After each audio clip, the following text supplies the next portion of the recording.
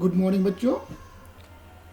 Online study में आज हम डिस्कस करेंगे क्लास 12th के लिए यूनिट 6 ऑप्टिक्स में एक बहुत ही इंपॉर्टेंट टॉपिक है टोटल इंटरनल रिफ्लेक्शन। इसके क्या की पॉइंट हैं वो हम देख लेते हैं।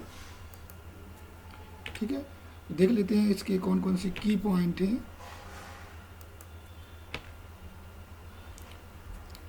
पहला डिस्कस करेंगे टोटल इंटरनल रिफ्लेक्शन की definition, second explanation of diagram, definition of critical angle, condition for TIR total internal reflection, और एक रिलेशन है, relation between critical angle and reflective index.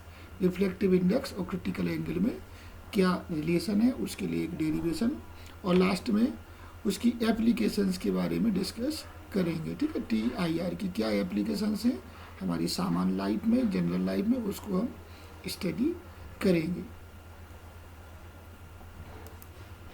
Total internal reflection, total internal reflection, इसमें थोड़ा दिख नहीं रहा है। Total internal reflection is the phenomena of complete reflection of light back into the same medium for angle of incidence greater than the critical angle of the medium।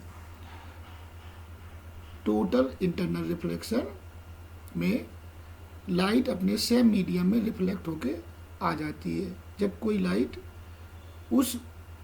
उन medium के critical angle से ज़्यादा angle पर incident होती है। तो देखते हैं डायग्राम के थ्रू क्या होता है टोटल इंटरनल रिफ्लेक्शन।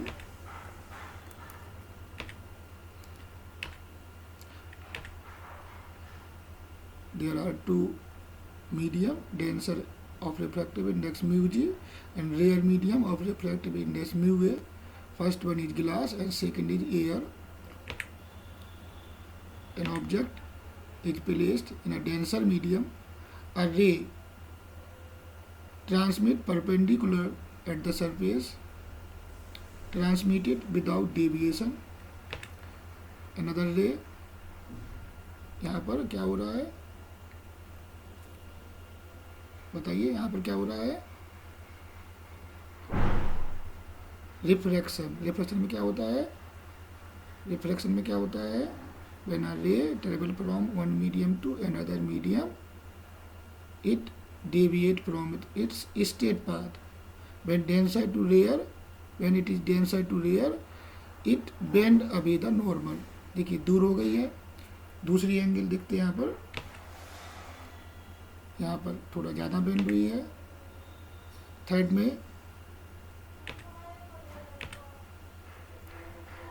और इसके बाद इस वाले में IC, it is called IC। The IC मतलब क्रिटिकल एंगल। क्रिटिकल एंगल मतलब the angle of incidence in the denser medium, the angle of incidence in the denser medium for which the angle of reflection is 90 degree। angle of reflection is 90 degree is called critical angle। ठीक है, और जब critical angle से ज़्यादा incident हो रही है I greater than IC, then there is no reflective ray in the rare medium। this phenomena is called total internal reflection। ठीक है, मतलब the total internal reflection is the phenomena of complete reflection of light back into the same medium for angle of incident greater than the critical angle of that media. मतलब ये critical angle media पर depend करता है, कौन से media आपस में contact पर हैं। तो I ग्रेटर देन IC पे जब आएगा तो there is no reflected ray in the rare medium, the light is completely reflected back in the same medium। so this phenomena is called total internal reflection।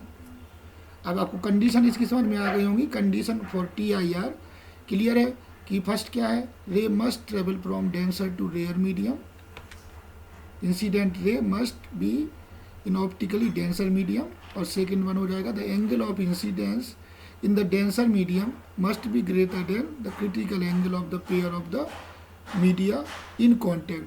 critical angle अलग अलग medium जो contact पर है उनका अलग अलग होता है। तो यहाँ पर जो मीडियम कांटेक्ट पर यहाँ पर डेंसर मीडियम ग्लास और एयर के लिए क्रिटिकल एंगल IC है। तो IC से ग्रेटर देन I हुआ तो टोटल इंटरनल रिफ्लेक्शन मिलेगा। ठीक है, अब नेक्स्ट हम देख लेते हैं जो हमने की पॉइंट में देखा था, relation between angle of critical angle and refractive index. ठीक है, तो critical angle is the angle of incidence in the denser medium for which the angle of reflection is 90 degree. हमने पढ़ा था उसमें कि 90 डिग्री एंगल IC पर 90 degree रहता है। तो according to Snell's law g mu a, यहाँ पर रे कहाँ से जा रही है, ग्लास से एयर में, तो g mu a sine I upon sine r, I equal to IC at I equal to IC sine R equal to 90 degree, तो साइन IC। ठीक है, अब रिफ्लेक्टिव इंडेक्स को हम डिफाइन कैसे करते हैं, rare medium to denser medium, air to glass, तो ये हो जाएगा a mu g equal to 1 upon g mu a equal to a mu g equal to 1 upon sine IC। ये हो गया अपना रिफ्लेक्टिव इंडेक्स और क्रिटिकल एंगल में जो रिलेशन होता है वो। ठीक है, इस प्रकार हम डिफाइन कर सकते हैं इसको। अगर म्यू के फॉर्म में ले लें, कलर के फॉर्म में, तो हम जानते हैं कि mu is reciprocal of wavelength, तो जी लैम्डा जी अपॉन लैम्डा ए आएगा। मतलब जिसकी वेवलेंथ ज़्यादा होगी, ठीक है, मतलब रिफ्रैक्टिव इंडेक्स ज़्यादा होगा तो एंगल क्रिटिकल एंगल कम होगा, और रिफ्रैक्टिव इंडेक्स कम होगा तो क्रिटिकल एंगल ज़्यादा होगा। ठीक है,